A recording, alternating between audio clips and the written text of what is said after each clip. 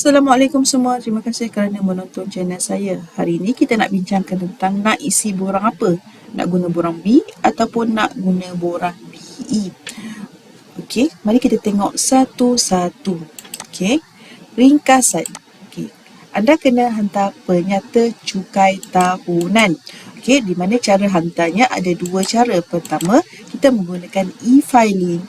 Kedua, kita menggunakan borang nyata di mana borang kita print, kita isi dan kita hantar ke pejabat lembaga hasil dalam negeri. Okey, lepas tu masa kita letak borang ni, kita kena pastikan kita nak guna jenis borang apa kita nak hantar penyata cukai ni.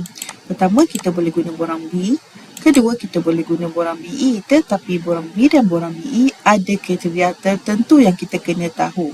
Okey, jom kita tengok. Jenis borang cukai, borang B dan borang BE. Apa tu beza dua borang ni? Borang BE ialah individu, orang yang bekerja saja. Maksudnya kita dapat pendapatan daripada majikan. Kita tidak menjalankan perniagaan dan kita adalah pemasratin di Malaysia. Borang B ialah pemasratin juga tetapi menjalankan perniagaan, ya. Ataupun dia bekerja dan berniaga, ataupun dia bekerja dan dia buat kerja part time. Ada SSM atau tak ada SSM tidak penting, yang penting dia berniaga. Walaupun dia bekerja, kalau dia berniaga, dia buat part time ke, dia ada SSM ke, tak ada SSM ke, dia guna borang B, ya. Bekerja dan berniaga atau berniaga sahaja. Okey, jom kita pergi lebih detail lagi. Borang B, ada yang tanya, saya kerja ni kena buat ke borang B? Okey, borang B apply kepada freelance. Okey, sole proprietor. Kalau anda ada perniagaan enterprise ataupun anda bekerja sendiri, anda buat kerja sendiri, ada projek sendiri, ataupun gig worker, macam anda bawa apa? Grab, InDrive. Okey, gig worker ataupun anda berniaga di Shopee, di TikTok, ataupun apa-apa seller online dan lain-lain pekerjaan. Okey. Borang BE adalah untuk orang yang bekerja dengan majikan saja dan dia tak ada pendapatan lain. Dia kena guna borang BE. Okey. Okey, secara amnya kena hantar penyata juga ke? Semua orang kena hantar penyata secara am, ya.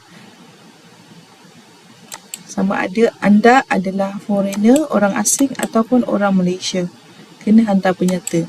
Yang penting kena pastikan keutamaan dia ialah kepada jika pendapatan anda memang melebihi jumlah yang ditetapkan untuk dikenakan cukai, memang anda dalam anggaran lebih kurang 2,900 sebulan, anda memang kena bayar cukai. Dan dia kata, majikan saya dah bayar potongan cukai berjadual, jadi saya tak perlu hantarlah penyata cukai e-filing tiap-tiap tahun tu. Tidak. Walaupun gaji anda telah ditolak, potongan cukai berjadual anda kena juga buat e-filing, ya.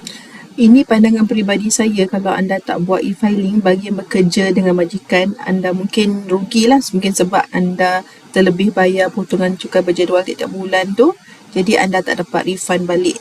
Selalunya orang akan dapat refund balik kalau terlebih bayar, ya. Okay, bagi peniaga, maksudnya bekerja dan berniaga, jika anda rasa selamat sekarang ni, sebab anda kena tahu, walaupun anda tak declare, tetapi pihak ketiga macam TikTok, Shopee, mereka akan declare kepada siapa mereka bayar, ya.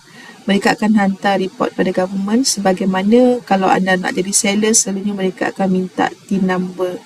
Jadi income anda disimpan oleh pihak ketiga tetapi anda tak declare. Nanti government akan dapat daripada pihak ketiga, mungkin lebih susah lah. Lagipun income anda sebenarnya ada expenses, jadi kalau anda declare, anda boleh declare dengan perbelanjaan sekali. Kalau mengharapkan income daripada platform internet, mereka hanya akan laporkan pendapatan anda, tetapi mereka tak tahu dalam pendapatan tu ada perbelanjaan yang tak direkod. Jadi better anda buat e-filing untuk hantar semua expenses dan income anda. Dan borang B, secara amnya, pekerja yang bekerja dalam sektor GIG di Malaysia adalah kontraktor bebas.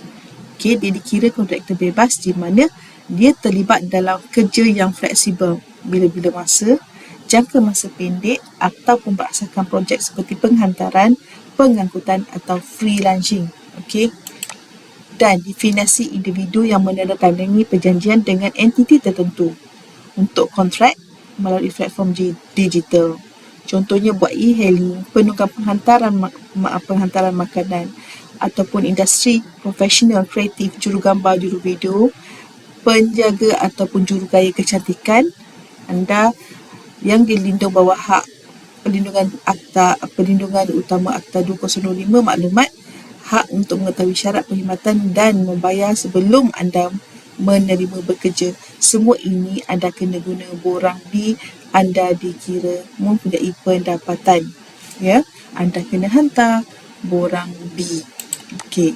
Bila nak hantar? Okey.